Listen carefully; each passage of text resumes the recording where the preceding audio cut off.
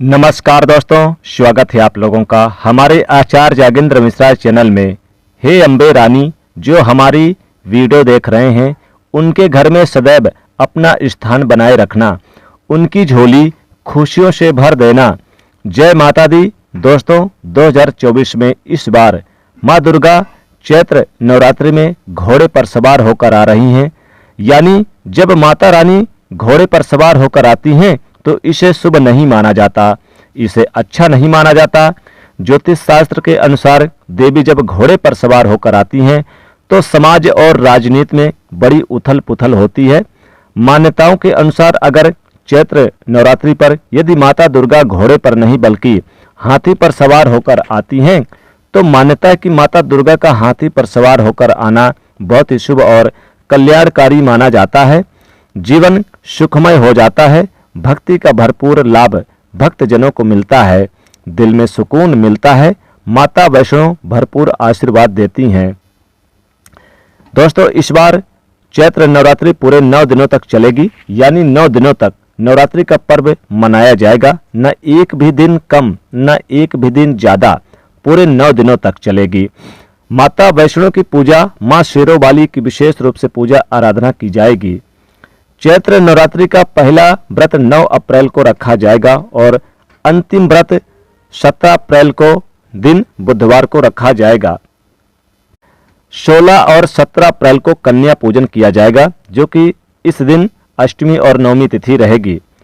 नवरात्रि समाप्त हो जाएंगे 17 अप्रैल को। आपको बता दें कि 9 अप्रैल को घट स्थापना का शुभ मुहूर्त सुबह 6:02 से लेकर सुबह 10:14 तक रहेगा।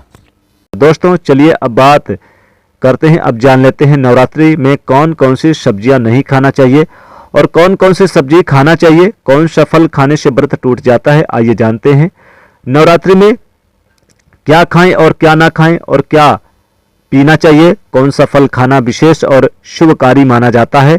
आज हम आपको विस्तार से बताएंगे, लेकिन आगे बढ़ने से पहले कमेंट बॉक्स में अपनी राशि जरूर डाल दीजिएगा। यदि हमारे पास आपकी राशि के अनुसार कोई उपाय होगा तो वह आकर हम आपके कमेंट में रिप्लाई में बता देंगे, ताकि आपको राशि के अनुसार फल प्राप्त हो। राशि के अनुसार किया गया कार्य बहुत ही शुभ माना जाता है। मैया वैष्णो रानी बहुत प्रसन्न होती हैं। कमेंट में लिखें, माता रानी आपका स्वागत है हमारे घर में। जय माता रानी, एक लाइक जरूर करें। वैष्णो रानी के लिए एक लाइक तो बनता है। दोस्तों, शास्त्रों के अनुसार बताए गए व्रत चाहे किसी भी प्रकार के क्यों ना हो, उनसे जुड़े पालनों का नियम करना अति आवश्यक माना जाता है, क्योंकि जो मन के मुताबिक किया जाए वह संघर्ष नहीं कहलाता। कहा जाता है कि मनोकामना को पूर्ण करने के लिए थोड़ा सा संघर्ष यानी कि तपस्या तो करनी ही पड़ती है। इसीलिए ऐसी मान्यता है कि व्रत को पूर्ण विधि विधान से किया जाना चाहिए, तब आपको व्रत का पूर्ण लाभ प्राप्त होता है।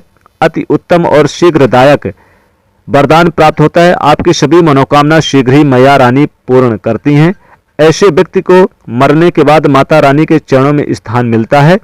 वह सदैव ही माँ की सेवा करता है। ऐसा भक्त स्वर्ग लोक में जाता है।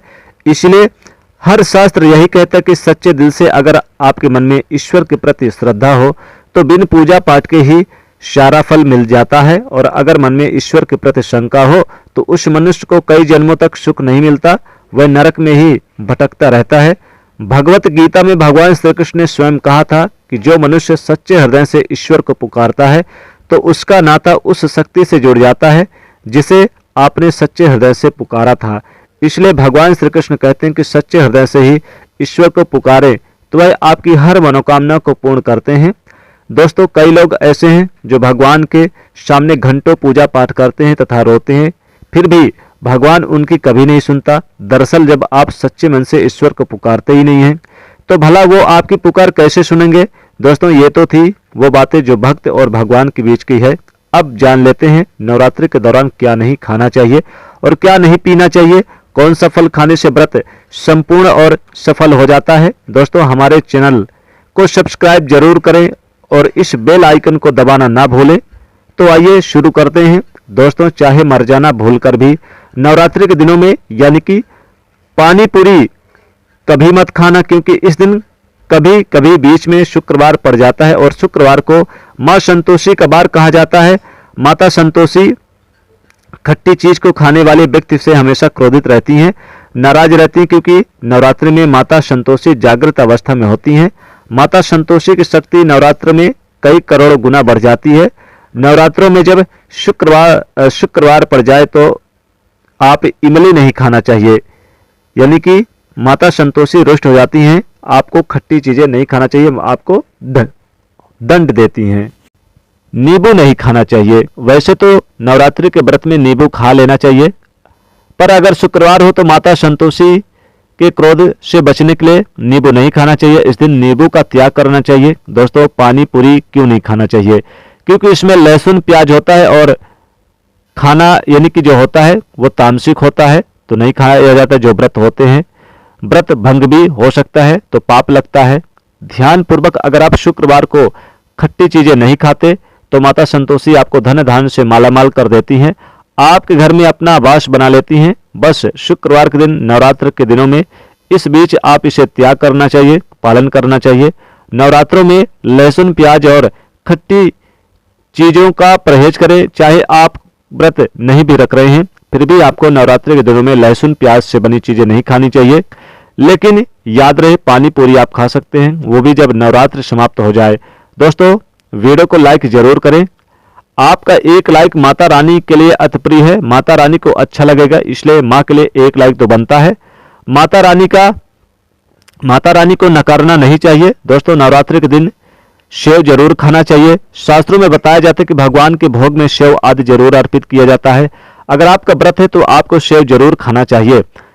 केला, पपीता, तरबूजा, मीठे फल, अंगूर वगैरह खा लेने चाहिए। लाल वाला अंगूर खा लेना चाहिए, हरा वाला अंगूर, साथ ही अनार खा लेना चाहिए, और आप सीताफल भी खा लें। इन फलों के व्रतधारी को शक्ति मिलती है खाने से, और व्रत संपूर्ण हो जाता है। शास्त्रों में बताया जाता है कि नवरात्रि के दिनों में सीताफल जरूर खाना चाहिए, लेकिन आपको नाशपाती नहीं खाना चाहिए। फलों में नवरात्रि के दिनों में आप नाशपाती का त्याग कर दें, इसे ना खाएं, यह नाश करने वाला होता है। आपको खाना है सीताफल, सेव, अंगूर वगैरह खा सकते हैं। सीताफल खाने से 20 ऐसी बीमारियां खत्म हो जाती है। माना जाता है कि नवरात्रि के दिनों में सीताफल का घर में प्रवेश होना ही बड़ा शुभ होता है। सीताफल खाने से नवरात्रि का व्रत सफल होता है, क्योंकि इसे माता सीता का आशीर्वाद मिला होता है। माना जाता है भगवान राम के वनवास के दौरान माता सीता ने यही फल खाया था। नवरात्रि के दौरान इसे जो भी खाता है उसे दुखों का सामना नहीं करना पड़ता, आशीर्वाद देती है। दोस्तों, नवरात्रि में तेल की तली हुई हरी मिर्च भी आप ना खाएं। साथ ही कई मात्रा में यह परेशानी का कारण बनती है, तीखी होती है, इसलिए ना खाएं। इस बात का ध्यान रखें, दिक्कतें हो सकती हैं। पेट से संबंधित चीजें यानी कि परेशानी आपको देखने को मिल सकती है, क्योंकि इस समय व्रत का जो पालन होता है वो करना चाहिए। हल्का खाना आपको खाना चाहिए, भरपेट खाना नहीं खाना चाहिए। इससे हमारे शरीर में ऊर्जा की भरपूर मात्रा मिलती है। अगर आप यानी कि थोड़ा थोड़ा करके खाते हैं तो आपको क्या करना चाहिए? आलू की सब्जी खा लेनी चाहिए, आलू की पानी पी लेनी चाहिए। दोस्तों, नवरात्रि में भिंडी की सब्जी जरूर खाना चाहिए। लेकिन दोस्तों, याद रहे, भिंडी में कई ऐसे पोषक तत्व होते हैं जो हमारी हड्डियों को मजबूत बनाते हैं, तथा नवरात्रि में बैगन नहीं खाना चाहिए। पत्तेदार सब्जी या फिर आप जैसे कि कुमड़ा भी नहीं खाना चाहिए। नवरात्रि में आप बैगन है, लहसुन है, प्याज है, तामसिक चीजों का यानी कि त्याग कर दें। इन सब्जियों को भूलकर भी ना खाएं। नवरात्रि में साधक को सब्जियों में हरी धनिया डालकर भी जरूर खाना चाहिए। नवरात्रि में रिफाइंड का तेल भूलकर भी मत खाना, देसी घी खा सकते हैं। दोस्तों, नवरात्रि में व्रतधारी को डब्बा बंद लस्सी, डब्बा बंद जूस नहीं पीना चाहिए। उसमें कई केमिकल मिले होते हैं, जिसके कारण आपका व्रत टूट सकता है। जब भी आप फलों का पूरा जूस पिए तो याद रखें कि उसमें नमक ना डालें, नहीं तो व्रत टूट जाएगा। साथ ही साथ जूस के बर्फ भी जूस में डालकर नहीं पीना चाहिए। फलों का सादा जूस पीने से व्रत सफल होता है। दोस्तों, नवरात्रि के दौरान सिंघाड़े का आटा या कुट्टू का आटा खाने से पहले यह देख ले कि आटा पुराना नहीं होना चाहिए, क्योंकि पुराने आटे में कीड़े मकोड़े पड़ जाते हैं, जिसके कारण आपका व्रत टूट सकता है। क्योंकि ये छोटे मोटे कीड़े मकोड़े हमें दिखाई नहीं देते और आपके मुंह तक पहुंच जाते हैं। ऐसा खाना मतलब कीड़े मकोड़े खाने का बराबर माना गया है। दोस्तों, नवरात्रि के दौरान आप शाम के समय खाने में दही ले सकते हैं, आलू वगैरह खा सकते हैं, आलू के चिप्स खा सकते हैं, साबूदाने की टिकिया बनाकर खिचड़ी खा सकते हैं, साबूदाने की खिचड़ी बना ले, आलू के पापड़ भी खा सकते हैं। नवरात्रि के दौरान आप दूध घी भी खा सकते हैं जो आपको ताकत देगा। आप चाय वगैरह भी पी सकते हैं, लेकिन याद रहे नमक ना डालें चाय में। नमक डालने से व्रत भी टूट जाएगा। एक बात ध्यान रखें, व्रतधारी को पेट भर खाना नहीं खाना चाहिए, नहीं तो व्रत रखने का कोई फायदा नहीं होता। थोड़ा थोड़ा करके खा सकते हैं। नवरात्रि के दौरान आप आदि शक्ति माँ दुर्गा को यानी कि प्रसन्न करने के लिए उनकी सबसे प्रिय चीजें जैसे अर्पित करें, जैसे कि फलों में अनार का फल है, सेव वगैरह अर्पित करें, लाल वाला अंगूर, और इसका ही प्रसाद के रूप में सेवन भी कर लें। दोस्तों, नवरात्रि के समय में आप कोई भी तामसिक चीज का सेवन न करें। लहसुन, प्याज या आप पत्तेदार गोभी और कुमड़ा और बैगन वगैरह बिल्कुल ना खाएं। इस चीज का ध्यान रखेगा, नहीं तो व्रत टूट जाता है, माता रानी क्रोधित हो जाती हैं। आपको खीर वगैरह भी बना के खा लेनी चाहिए। दूध की खीर बना लें, साबूदाने की खीर बना के खा लें, खिचड़ी वगैरह भी खा सकते हैं। साथ ही आप यानी कि जो हमने फल बताया है, इन फलों का भी सेवन आप नवरात्रि के दौरान करेंगे तो माता रानी बहुत ही प्रसन्न होती हैं। साथ ही साथ दोस्तों, जो भी मीठे पकवान बने हैं इन्हें भी आप खा सकते हैं। व्रतधारी को दिन में एक बार अगर खाना चाहें तो नियम के अनुसार एक दिन आप खाना भी यानी एक समय खा सकते हैं। दोस्तों, ये जो नवरात्रि का पर्व है माँ दुर्गा को समर्पित होता है। माँ दुर्गा इसमें प्रसन्न मुद्रा में रहती हैं। नवरात्रि के दौरान माता रानी को कुछ अलग अलग स्वरूप के हिसाब से अलग अलग पूजन किए जाते हैं और अलग अलग वस्तुएं उन्हें अर्पित किए जाते हैं। और इस दिन भूल कर भी उन्हें यानी कि टूटी फूटी हुई चीजें आप अर्पित ना करें। नारियल वगैरह अच्छे से देख लें।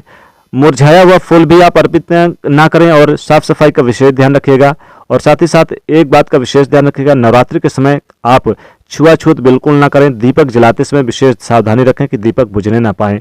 माता रानी बहुत क्रोधित होती हैं। जो फूल चढ़ाएंगे बिल्कुल खिला हुआ होना चाहिए और माता रानी को जो श्रृंगार चढ़ाएंगे बिल्कुल सही होना चाहिए, चटका टूटा फूटा नहीं होना चाहिए। साथ ही माता रानी को आप यानी कि उनकी सबसे प्रिय वस्तुएं भी जरूर अर्पित करें। तो दोस्तों, नवरात्रि में क्या खाना चाहिए क्या नहीं खाना चाहिए, हमने सारी जानकारी आज की इस वीडियो में बता दिया है। और कौन सी वो 2 सब्जी आपको नहीं खाना है भूलकर, नहीं तो माता क्रोधित हो जाती हैं, ये भी बताया है। तो दोस्तों, वीडियो कैसी लगी जरूर बता दीजिएगा कमेंट में और इस वीडियो को अपने दोस्तों तक जरूर पहुंचा दीजिएगा। लाइक तो बिल्कुल इस वीडियो को एक कर ही दीजिएगा और चैनल को सब्सक्राइब कर लीजिएगा। कमेंट में लिखेगा जय माता रानी, आपका स्वागत है हमारे घर में।